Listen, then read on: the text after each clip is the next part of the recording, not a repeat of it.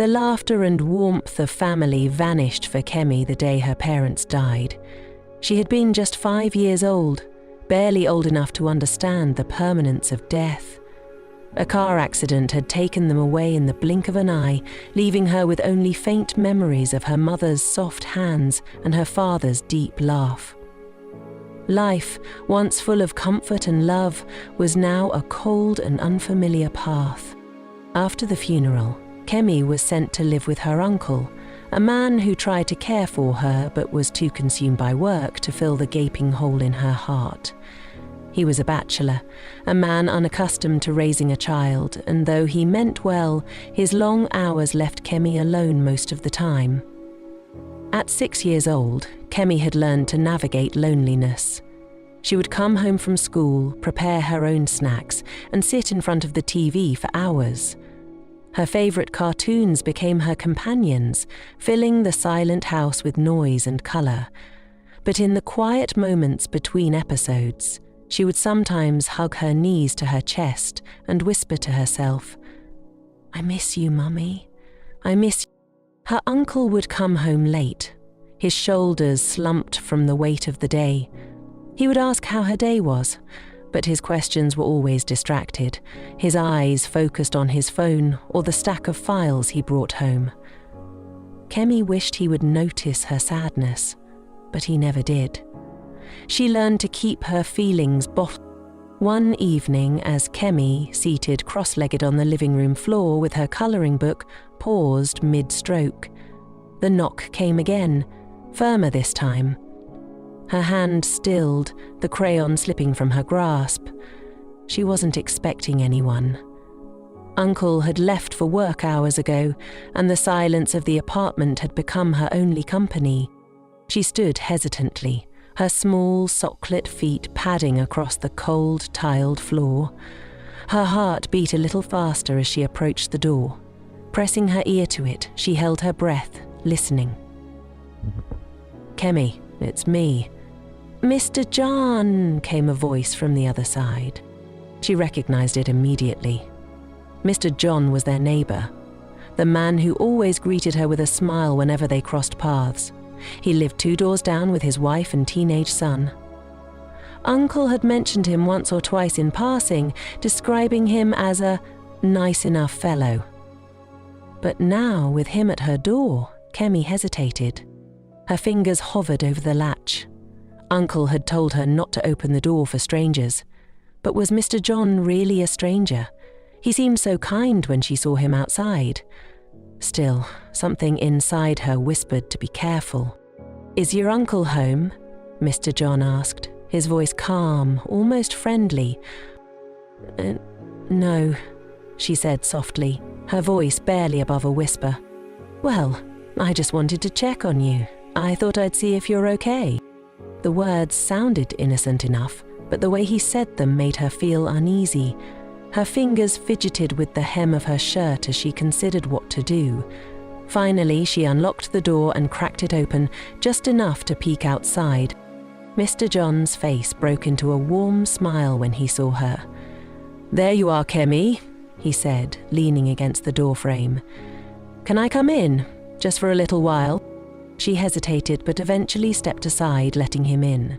He moved past her, his cologne faint but sharp, and made himself comfortable on the couch. Kemi stood awkwardly by the door, unsure what to do. Mr. John seemed at ease, reclining on the couch like he belonged there.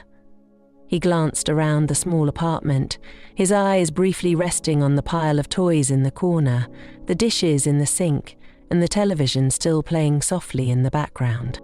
"Were you watching cartoons?" he asked, gesturing toward the TV. Kemi nodded. "What's your favourite one?" "Tom and Jerry," she replied quietly. He chuckled. "Ah, a classic. I used to watch that when I was your age."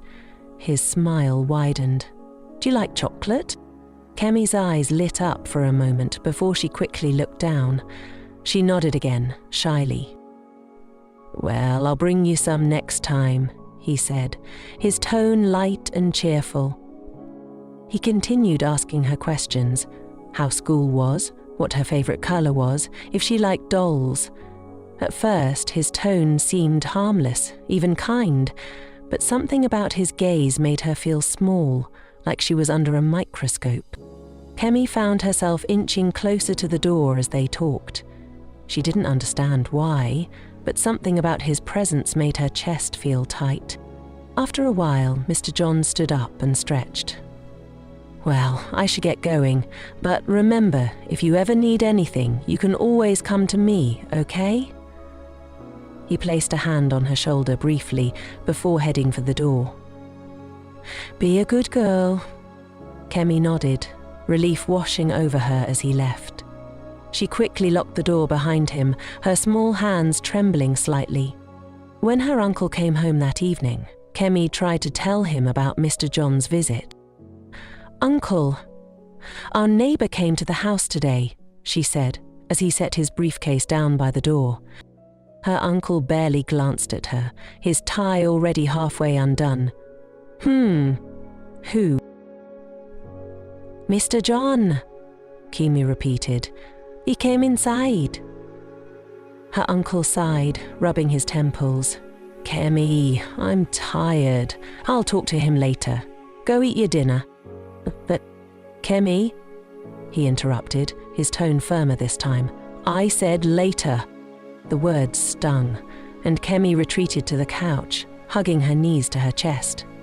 She stared at the TV, but the cartoons no longer seemed as funny.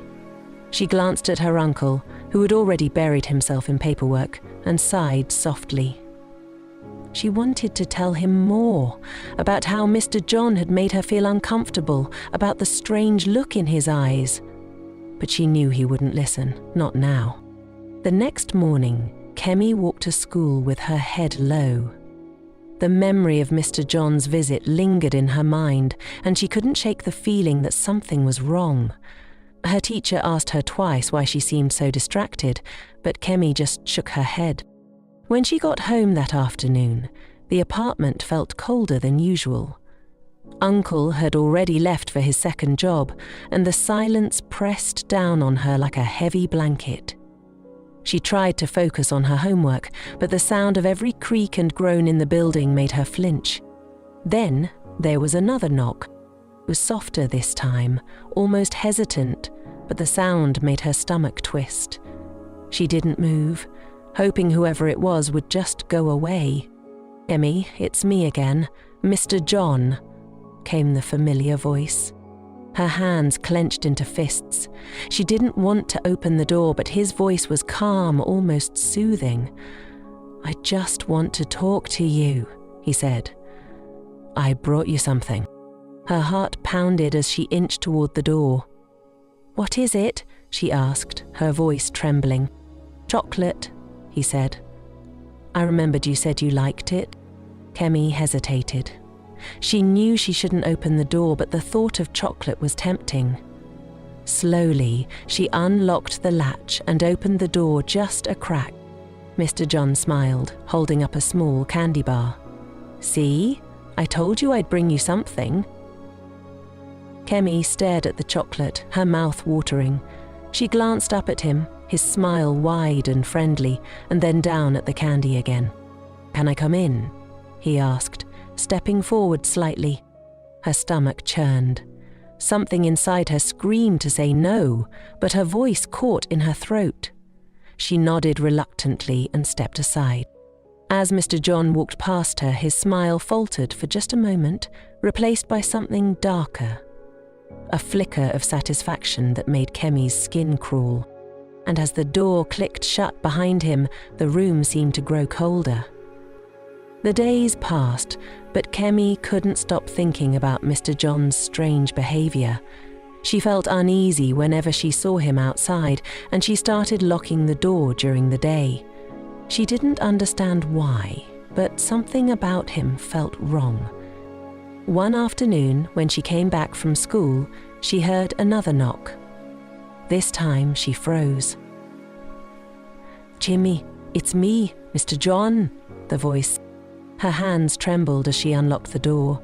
He stepped inside, closing the door firmly behind him. "Don't be scared," he said, sitting on the couch. but his smile didn't reach his eyes. Kemi backed away. "I have to do my homework," she said softly. He stood and followed her. "Come here," he said, his voice darker now. When she hesitated, he grabbed her arm. "If you scream, I'll kill you," he whispered. Tears streamed down her face as she begged him to stop, but he didn't listen. After Mr. John was done, he left Kemi's apartment quickly, like he was never there. Kemi sat on the bed, crying so hurtfully, her legs heavy, and she couldn't move her body. Kemi's uncle parked his car outside the small compound, dragging himself toward their apartment door. His workdays were long, draining every ounce of his energy. He barely noticed the weight in his chest that came from neglecting Kemi lately. Tonight, like many others, he told himself he'd make it up to her over the weekend. When he unlocked the door and stepped inside, something felt wrong. The apartment was eerily silent. Usually he would hear the faint sound of the TV or the quiet patter of Kemi's small feet running to greet him. Tonight, there was nothing. "Kemi?" he called out, his voice echoing slightly in the stillness. No response. He placed his bag on the table and glanced around the dimly lit living room. His eyes landed on her school bag, which was slumped against the couch. The sight comforted him for a brief moment. At least she was home. But as he moved further into the apartment, the silence began to gnaw at him. "Kemi!" he called again, louder this time. That's when he saw her. She was lying on the floor, near the corner of the living room. Her small frame was curled into itself, her face turned away from him. For a moment he thought she had fallen asleep there, but as he moved closer, the pale colour of her skin made his heart stop. "Kemi!" He rushed to her side and knelt down, his hands trembling as he turned her over. Her face was pale, tear-streaked, and her eyes were half open but unseeing. Her breaths were shallow, almost imperceptible. "Kemi, wake up!" he cried, gently shaking her shoulders. She didn't respond. Panic surged through him as he pressed his ear to her chest. Her heartbeat was faint but still there. Relief mixed with terror as he realized something was horribly wrong. He lifted her into his arms, her small body limp against his chest. Without a second thought, he rushed to his car, his mind racing with questions and fear. As he sped toward the hospital, his guilt grew heavier. What had happened to her? Was this his fault? The emergency room was a flurry of activity as soon as he arrived. Nurses rushed toward him, their faces filled with concern when they saw Kemi's lifeless form in his arms. "She's not breathing properly," her uncle stammered, his voice shaking. She just found her like this." The nurses carefully placed her on a stretcher and wheeled her away, disappearing through the double doors. He tried to follow, but a nurse stopped him. "Sir, we need you to wait here while we assess her." He nodded numbly, sinking into one of the plastic chairs in the waiting area. The brightly lit room buzzed with quiet murmurs and the distant beeping of machines. He buried his face in his hands, his mind replaying every moment from the past few weeks. He had noticed the changes in Kemi, how quiet she had become, how withdrawn. She had tried to talk to him, to tell him something, but he'd always brushed her off, too tired or too distracted to listen. "Why didn't I listen?" he whispered to himself, his voice cracking. He clenched his fists, guilt tightening around his chest like a vice. Minutes felt like hours as he sat there, waiting for news. Finally, a doctor emerged, her expression calm but serious. "She's stable for now," the doctor said, "but she's been through something traumatic. Her body went into shock, and her breathing became irregular. We'll need to keep her for observation." Her uncle nodded, relief flooding through him, but the doctor's next words made his heart sink. "Do you know what might have caused this?" she asked. Has anything unusual happened to her recently? Anything that might have scared or upset her? He opened his mouth to answer but froze. The memory of her trying to tell him about Mr. John flashed through his mind. She mentioned our neighbour, he admitted, his voice barely above a whisper. But I didn't think it was serious. The doctor's expression shifted slightly, a glimmer of concern darkening her eyes. I recommend you speak with her as soon as she's able to talk. If something has happened, she needs to feel safe enough to tell you. The next morning, Kemi opened her eyes. The harsh, sterile light of the hospital room made her blink, and for a moment she didn't know where she was. Then she saw her uncle sitting beside her bed, his face lined with worry. "Kemi," he said softly, leaning closer. "You're awake." She stared at him, her eyes glassy and distant. She didn't say anything. "It's okay," he continued, his voice trembling. "You don't have to talk if you're not ready, but I'm here. I'm listening this time." Her lip quivered, and tears welled up in her eyes. She turned her face away from him, but he gently reached for her hand. "Kemi," he said, his voice breaking, "please, tell me what's wrong. I need to know so I can help you."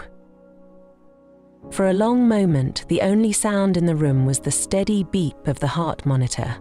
Then, in a voice so soft it was almost a whisper, Kemi said, "It's Mr. John."